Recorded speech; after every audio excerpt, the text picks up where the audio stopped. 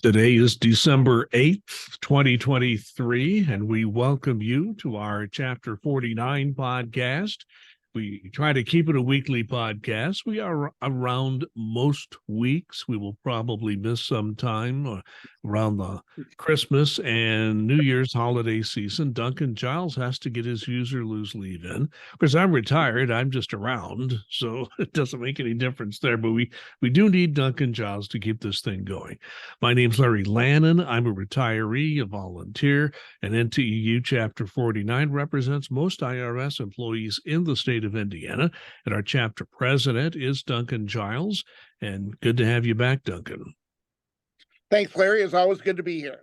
So last week we gave people some really good information about retirement and about benefits and United Benefits, which is a contract NTEU has with that company and has for a while, offers something for our members. So we try to let everyone know about that. But now they're just stuck with the two of us this week. That's it exactly. Yeah, we both appreciate the folks from United Benefits coming on last week to talk about, in particular, open season, which is ending, soon. But very thankful they could come on, and they do provide a lot of advice, services, things of that nature. It's always good to get a second opinion on things. Make sure you're on the right path to protect you and your family. Whether you use some of their stuff or none of it, it's always good to get a second set of eyes to take a look at things like that. Duncan, as you know, I spent many years as a news reporter before I went into government service. And, the idea of news is that you report on something that happens. Well, with you and I, unfortunately, sometimes we have to report on what does not happen.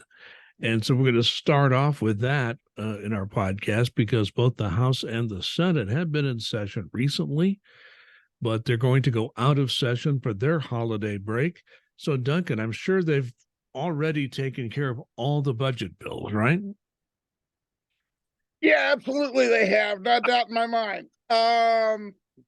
Yeah, Larry, I've told you, no more dropping LSD this early in the morning. Yes, in serious. Duncan, I've always been your straight man, so good, go right ahead. Yeah, in seriousness, it is just a shame. Yeah, they're taking their going on their holiday break at the end of next week, and we're no closer to our budget or most any other budgets out there. So it's going to be one of those again where people are going, well, we've got a long continuing resolution. Yeah, that ends in early February, and that time can be eaten up very quickly because, you consider that, 2 weeks is going to be basically gone by just for the holiday recess. They come back in early January, and then they're going to have a sprint to do the first of the two CRs that doesn't involve our agency, and then they have to tackle the second one, and that's not going to be an easy road either way. So it's going to be a slog, and I'm not looking forward to what may happen in late January, early February. But yeah, they have not progressed on our stuff. Yeah, and that's a good point. We have a situation where we have two different deadlines. That's a new thing. And the Treasury Department IRS deadline is the later of the two. It's in early February, although they're only like a couple of weeks, 2 or 3 weeks apart, really. So they're not that, it's two-tiered, but just barely. So we're getting into a situation where will the government shut down, part of it shut down, then another part shut down later, or will there be no shutdowns? Because we're seeing that both political parties seem to understand that they need to avoid a shutdown for political reasons. Problem is there are segments of those political parties that seem to be just yearning for a government shutdown. For what reason, I do not know. They have their own, I guess. Government shutdowns never end well, and there's always damage left behind them. So we're not saying there will be a shutdown, but I think what you're saying is something you said for the last several cliffhangers we've had here in the recent months. Just be prepared for the worst in case it happens. Absolutely. I think in your phrasing on why it is taking this long and what the issues are is very well put. I would strongly suggest, I know it's a holiday season, but I would strongly suggest to people that they have an emergency fund ready because, if we do have a shutdown, it could be lengthy in February. The speaker has said, that he does not favor doing any more continuing resolutions. So that would mean that the appropriations have to be passed. And on many of those, including ours, there are wide variances in what people are looking to have as a budget for some place like the IRS. So it could be very hard going to come to a compromise that works for everyone. Not make them happy, but works for everyone. I think I go back to a statement that was made a few months ago by a member of the Senate who said, okay, the Senate, we have done all of our budget bills. We've gone to our various committees. We've come up with the budget bills. Neither side's necessarily happy. I had to give up something. The other side had to give up something, but we have a deal. The House does not seem to be able to come to grips with it. I should put this as a proviso that there are some people in the Senate who try to gum up the works, but in general, they've got their work done. There have been some roadblocks there, but in general, they've done their committee work, the hard work of the budgets, where the House just doesn't seem to be able to get their act together. And what you normally have is, okay, this side wants this, that side wants that. How do we come together and make the deal? And it just seems like in recent years there just isn't an easy way to get that deal. Yeah, the take my ball and go home mentality is pretty strong with a lot of these folks on the far outsides, one side or the other. And apparently compromise, for whatever reason, is a dirty word. You don't get everything you want. Unless you're in a dictatorship, you don't get everything that you want on your list. That's just not going to happen. So you're going to have to figure out what's most important, what you can live with, what you can live without, and go forward with those principles to try and make a deal to make the government work. And that's what they're there for. I emphasize this a lot. They're there to make those appropriations, to pass those bills, to fund the government. That is Congress's main job. And unfortunately, the last several years, they have just not been able to accomplish that in either a timely or cohesive manner. Hate to say this, Duncan, but this is a quote. We have one presidential candidate who does say he wants to be dictator for a day. I'm not touching that sucker with a 10-foot pole, that line. Nope, okay. Nope, not getting me with that one. Okay, Duncan. I try, but sometimes I don't get it. It's something tied into the budget discussion is the federal employee pay raise. We still don't know what's going to happen. The president has made his proposal. You can summarize that again. There has been some development, not with the civilian pay raise, but with the military. So tell us what that may forebode for the future.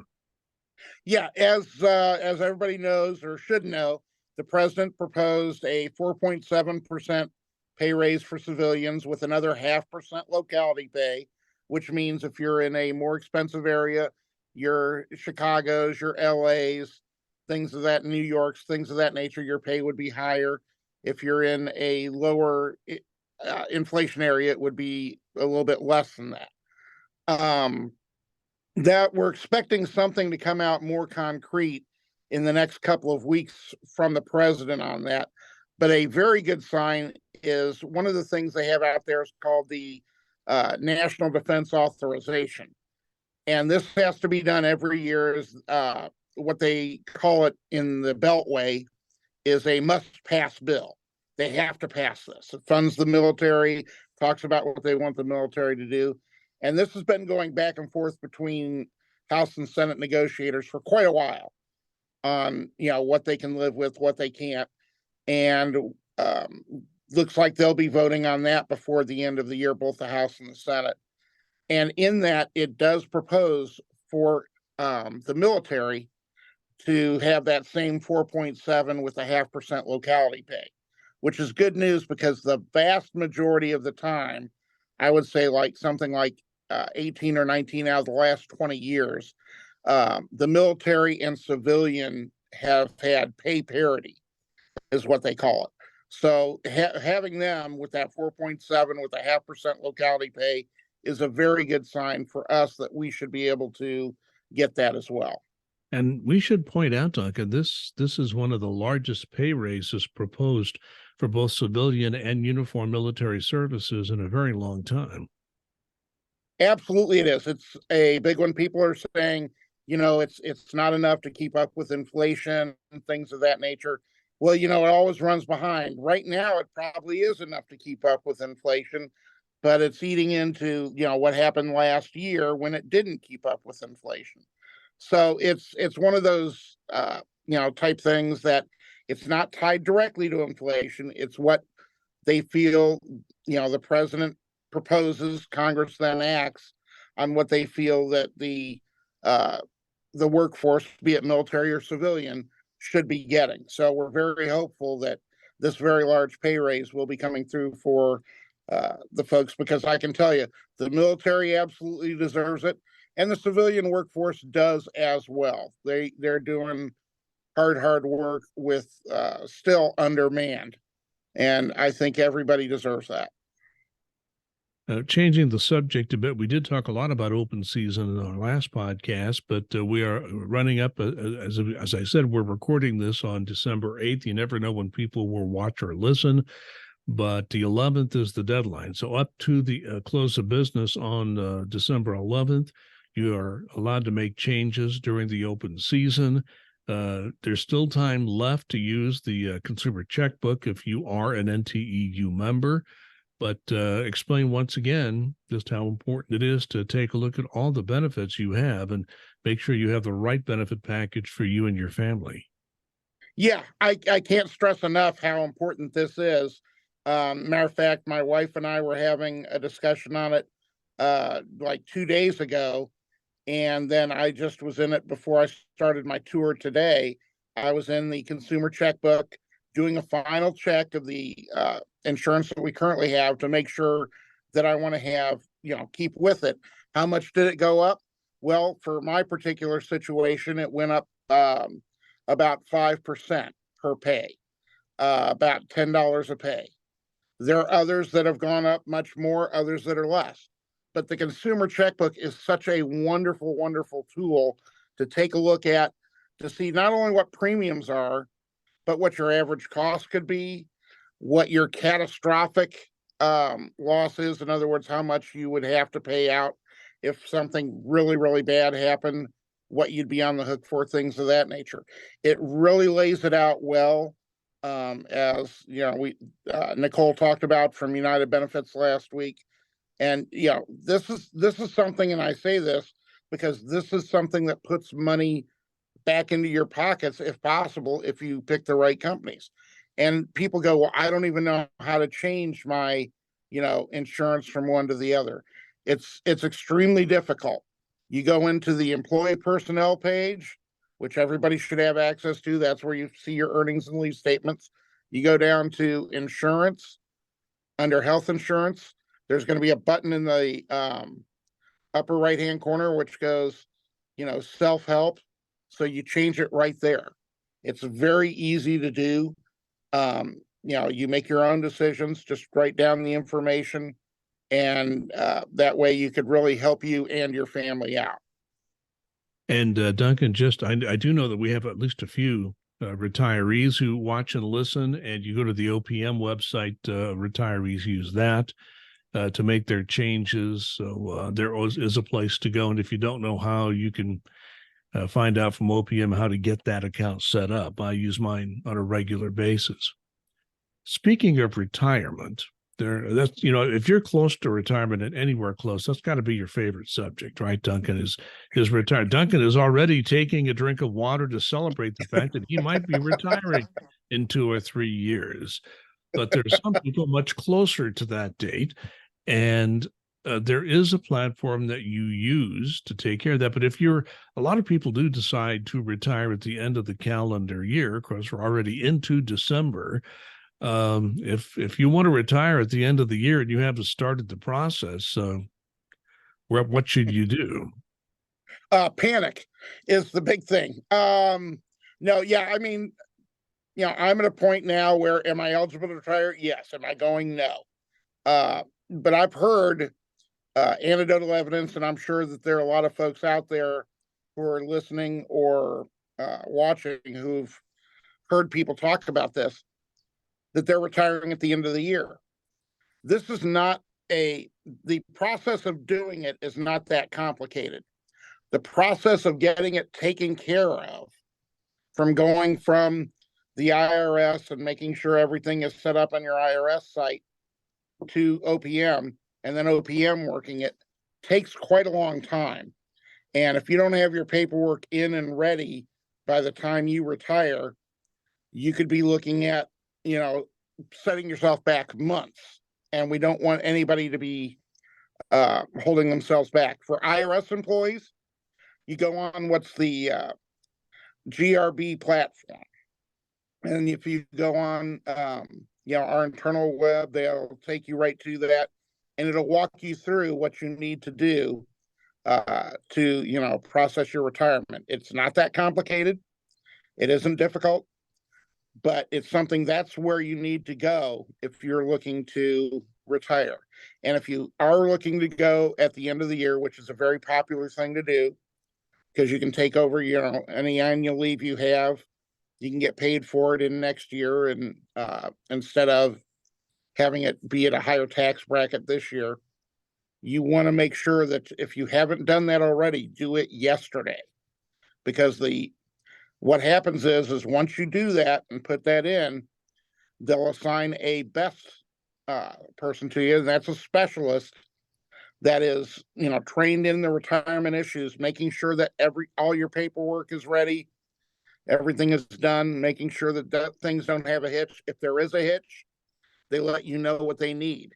So you want to get that process done optimally, somewhere between 30 to 60 days before you retire. Don't do it further out than 60 days. Has former retiree Chris Ropa found out, as he told me, when he tried to do his 90 days in advance, and they basically said, oh no, we don't want that early.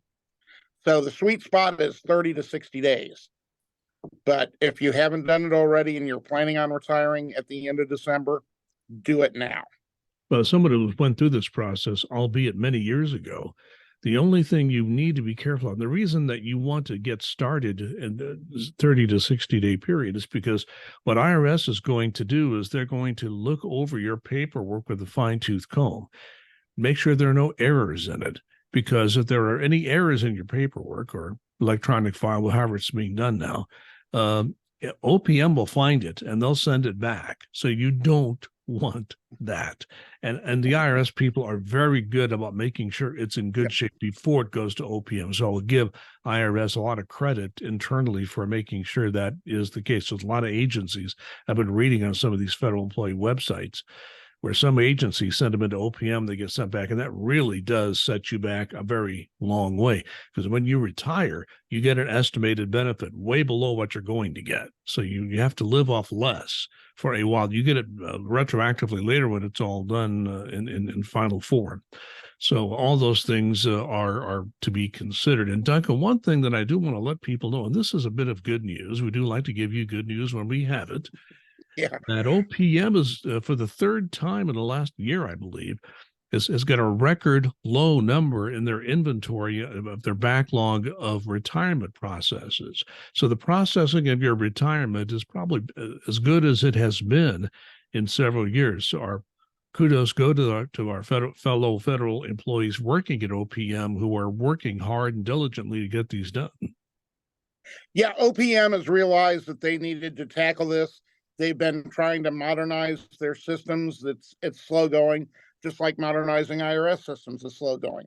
But they've done more hiring because they've heard from folks who are retiring who do have questions, from folks in Congress who get these inquiries as to what the heck is going on. So they've really been diligent, probably the last 2 years or so, to try and gear up and tackle this. And I'm hoping in the future it'll be even more streamlined for them.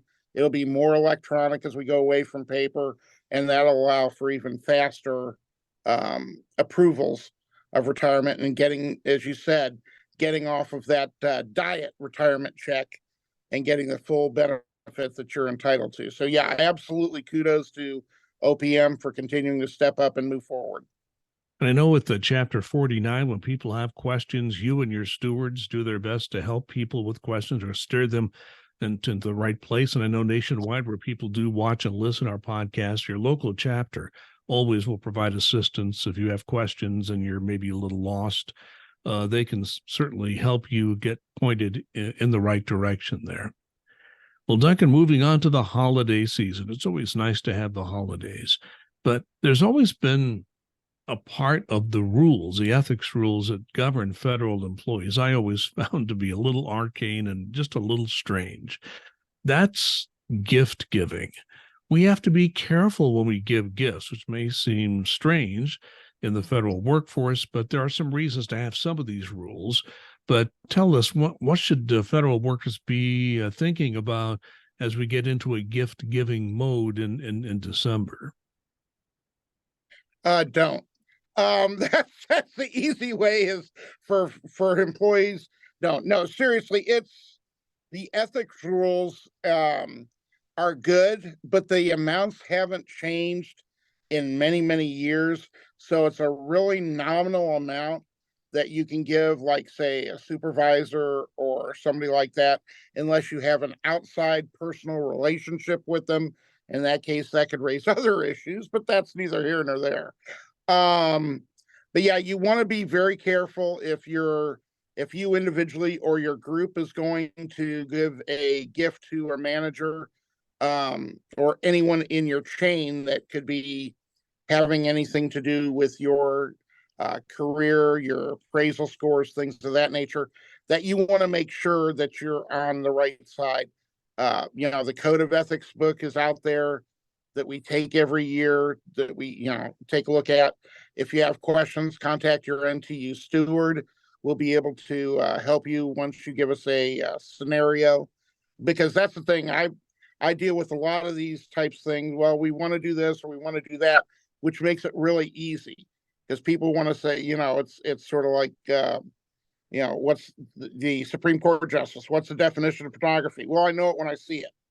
What's the definition of unethical when you're giving a gift to a supervisor? Well, I'll know it when I see it. It just depends on what people want to do, because there's so many creative things that people come up with. And it's great if people want to do that as a group for their supervisor. That means that they're an engaged group, and I'm happy with that. That's great. But if you're sitting there saying, well, we're each going to pitch in and give, $50 a piece so we can get these tickets to our supervisor for some sporting event or concert, it's like, oh dear God, no, stop. Those types of things. So we want to make sure that everybody is doing the right thing. And that's what it boils down to. Show your appreciation if you want to do the gift giving, but make sure you're doing it in the right way. Review the ethics handbook. And if you have questions, by all means, if you're in Indiana, reach out to me, reach out to one of our stewards. If you're outside of Indiana, please contact your local NTU chapter, and they'll absolutely be able to help you with this. One other situation is coming up, and it's hard to believe because we're already at the end of 2023. 2024 is a presidential election year. Now, these rules of the Hatch Act apply to almost any election, but presidential election years seem to be fertile territory for problems that people might have. And the Hatch Act has been around for a very long time. And you and I talked before we started the podcast. Why do we always have to talk about the Hatch Act? It's because even though it's been around a long time and people should know the rules, every year we have people who are dinged for violations. You can be criminally prosecuted in extreme cases. Not that that happens a lot, but you could at least have a pretty serious ethics violation and face some kind of discipline over this. So, what we have to think about is the fact that even though it's December, caucuses and primaries begin in January, but about a month from the time we are recording this. So it's something people around the country need to be thinking about. In Indiana, our primary doesn't come until May, but it comes much earlier in much of the country. So as we enter this presidential year, Duncan, just some rules of the road to remember as far as staying in good stead with the Hatch Act. Yeah, you absolutely can have political opinions, things of that nature. Um, don't do it in the federal workplace. I mean, that's what it boils down to. Don't wear shirts supporting a candidate. Don't wear buttons supporting a candidate or opposing a candidate in the federal workforce. Don't ask for money for your candidate to donate to your candidate. And at any time, you can't do that. But I mean, if you want to be if you're on your own time and not on a government computer, and you want to say, I like candidate X, and I'm really a fan of candidate X, you're absolutely able to do that. But the problem comes when a lot of people say, well, I saw yesterday when when you're coming in on your telework day, and, somebody said, well, I saw that you like candidate X on Facebook. Why do you like that? And it's like, don't have those discussions in the federal workplace.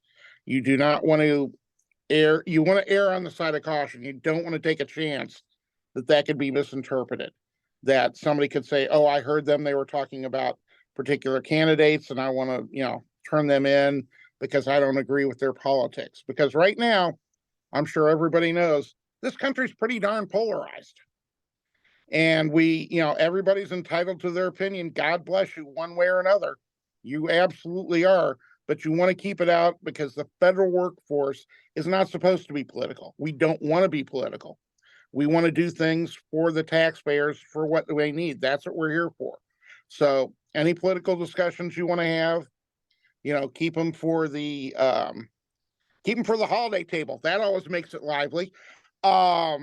Oh, come on, Or, Duncan. Don't suggest that, okay? I've got to have some fun somewhere. But no, just try and keep those opinions out of the workplace.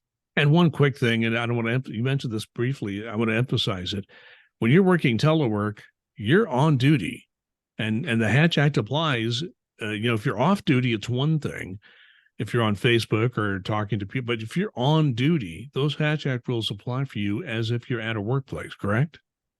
Absolutely. That's a wonderful point. In seriousness, that's absolutely wonderful point. If you're sitting there saying, okay, I'm working at home, I'm teleworking, I'm on my computer. Oh, wait, let me get on Facebook on my phone, and well, this person's saying this about candidate X. Well, I'm going to jump in and say something else. Because you're being paid, you're technically working, so that's considered federal work time, federal workspace. Do not do those opinions during that time. Okay, Duncan, time for your final comment. Yeah, my final comment today is, we've talked about polarization. We've talked about not being able to compromise, things of that nature. And I think that there just needs to be a lot more civility. Whether you can agree to disagree with people without it turning into a shouting match, saying, I'm not going to talk to you forever. Things happen in life. So, I would just urge people to be as civil as possible in any of their discourse, especially in this time of year. We're coming up now. We're just starting Hanukkah. You'll have, the Christmas season is upon us for those that celebrate that. And, Festivus is coming up. So, you want to make sure that, you're civil in these. Everybody is a little bit different. Everybody has different opinions. You don't have to agree with people, but you don't need to shout from the rooftops at them that they're absolutely wrong and you're absolutely right. I thought I was absolutely right. Is that not correct? No, I'm sorry. Let me ask your wife. Please don't. No, I think what concerns me is there used to be a lot of friendships across the political aisle, both in terms of political party and philosophy.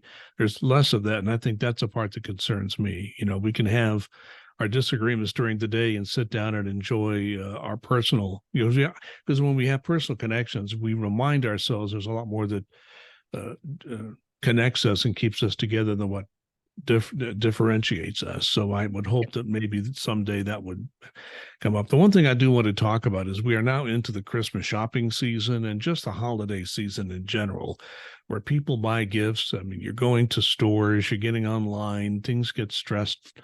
What I would ask people to do is remember the reason we have a holiday, whether it's Hanukkah or Christmas or some other religious holiday connected with this time of year. We all should just remember that there's a reason for this season we are celebrating. Just take a deep breath and say, hey, I'm supposed to enjoy this. So enjoy it, okay? Just enjoy it. Just have a good time. Enjoy your friends and family. And I've urged people to do this before. If you know someone who maybe doesn't have friends or family during Christmas season, invite that person into your home or your family. That little things like that can mean a lot. So that's what the season's really all about. And I like to remind people about that. So Duncan Giles, thank you. We don't have to remind people that you are certainly a major reason we have this podcast. And as I said before, Duncan will be celebrating his use or lose leave later this year, and so we'll not be around every week around the holidays, but we'll be back full force in January, and we will still be back next week. I don't think Duncan's off quite that quickly, but we want to thank you for watching and listening. If you like the podcast, share the link with friends and others who you think might get something out of this. We certainly enjoy bringing it to you. In the meantime, please, thank you so much for being here. Be safe and be kind.